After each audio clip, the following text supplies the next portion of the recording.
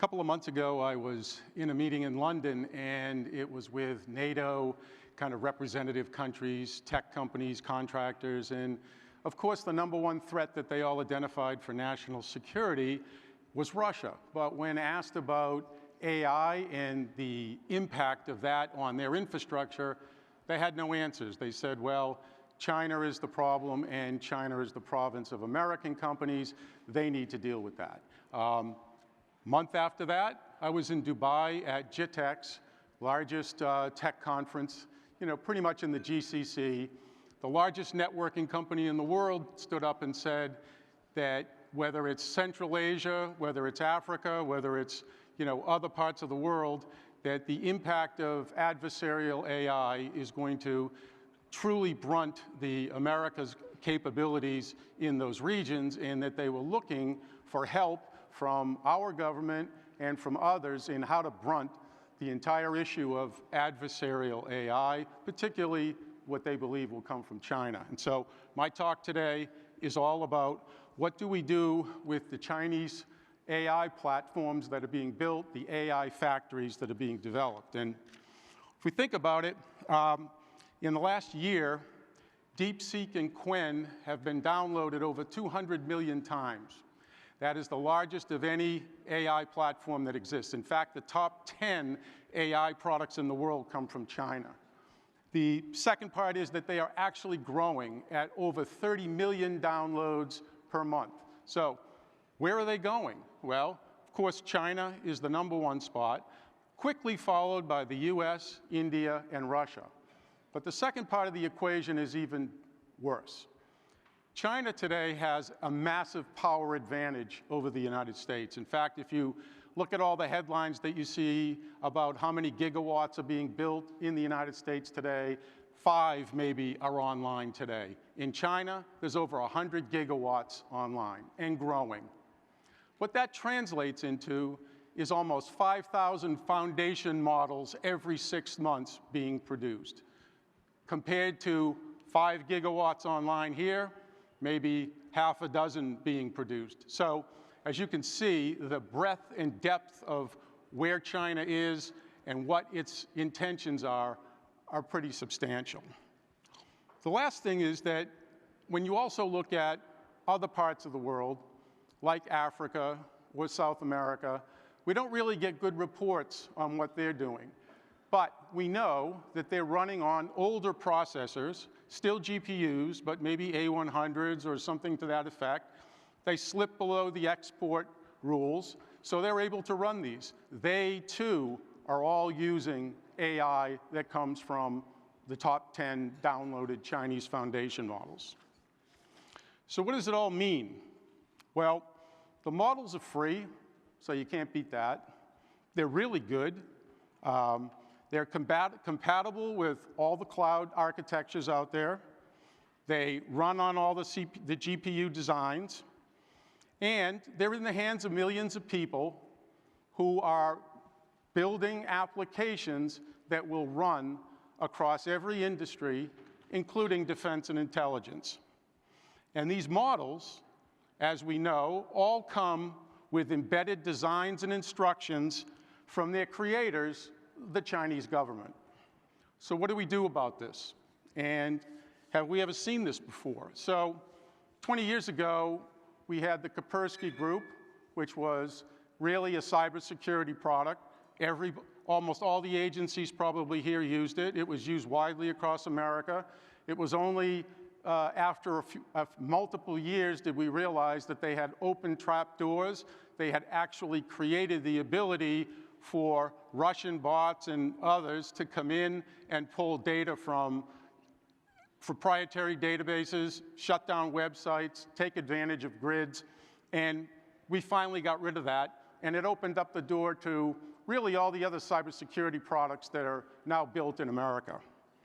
About 10 years ago, we found the same problem with Huawei, and we immediately shut down all the telecommunications business that used Huawei products, and most of the Western allies all are in agreement with that. But the rest of the world, they use Huawei. And Huawei is a considerable force. It builds chips. It builds cloud architectures, it builds cell phones, it builds telecom companies, data centers, and it, partnered with the Chinese AI, are really increasing their penetration everywhere in the world. How do we really negate what I would call an existential threat? Well, of course, today we have our AI policies, and we have our frameworks, and we have our guidelines. And we've heard from people here today, they're setting these up, they're putting these frameworks in place, but many of the evaluation tools we see really fall short. They're really benchmarking, they're looking at comparisons, they're trying to understand, different comparisons with benchmarks that, that they have seen before. But what really required, we believe, is something different. We believe that there has got to be a way to penetration test these models, to build what I call virtual evaluators that understand the mission, understand things like specific language, terminology, mission objectives. How do you program that in to an evaluation that can then attack these models, break them apart, and understand what truly is in them? The President's Action Plan outlined a few of these things, bias and misrepresentation and false ideologies, but they go a lot deeper than that. So what we are pioneering and what other companies perhaps are looking at is really something that we call an agentic attack and a way to evaluate these foundation models. And so we built something called Seekr Guard, which essentially creates an entire set of capabilities that allow you to penetration test models and provide scoring algorithms that give you the true comparisons as to what really is the intention of the model. And we test things like model risk, we create clear scorecards, we have flexible kind of testing models so that we can import different data sets. You can build custom evaluators based upon what kind of business you're in and what kind of application you want to build. And finally, it's all automated so that you can bring in test documents, or you can create new kinds of tests. And we consider it a vetting center, a way to take a model before you launch that model and build your app on it to determine what really is the true intent behind the model. Because we all know from our experience, whether it was Kaspersky, whether it was Huawei, and we know with these models that nothing's for free.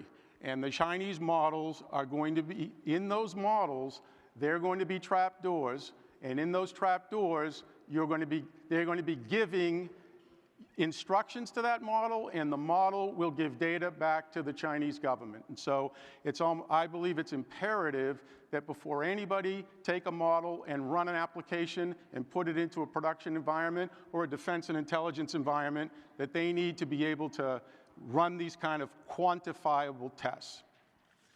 I'll end with the fact that these same issues also exist in the non-text world. And so as we think about complex forms that are coming our way, satellite imagery, full motion video, robotics, more development is going to be required to test these models, more in understanding the impact of synthetic data that could go into training these models, and more development in things like multi-stage agent validations, which allow you to essentially not just look at the text models, which most of us look at today, but these compound models that contain text, image, video, and audio. So with that, I'll leave you with one final point, that all of this kind of quantitative evaluation comes down to really three simple things, and it's been around for a long time. That is, know the provenance of the data, know the lineage, and know the intent behind it.